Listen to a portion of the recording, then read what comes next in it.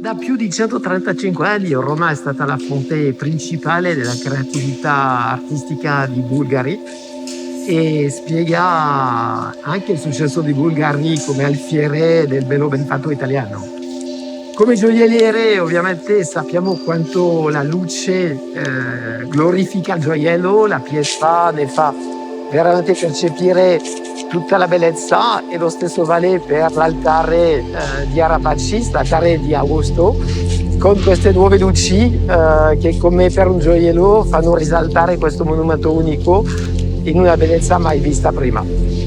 Siamo veramente orgogliosi di questo contributo, che non è solo un contributo di bellezza, però anche un contributo di sostenibilità, in quanto questo nuovo sistema di illuminazioni ha tante possibilità artistiche da una parte, però riduce anche i consumi elettrici dell'85%,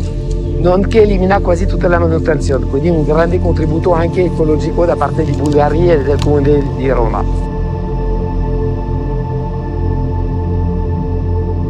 Questo più di mai conferma l'importanza di Roma per Bulgari. Non dimentichiamoci che sulla stessa piazza Augusto Imperatore c'è anche il futuro albergo Bulgari, che è il palazzo degli anni 30 che stiamo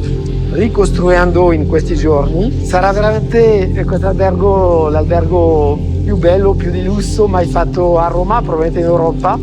e anche un grande luogo non solo di ospitalità eccezionale, ma anche di cultura, in quanto avremo anche opere d'arte che regolarmente verranno a dare a questo albergo sempre una dimensione culturale di novità uniche nell'ambito ospitale degli alberghi.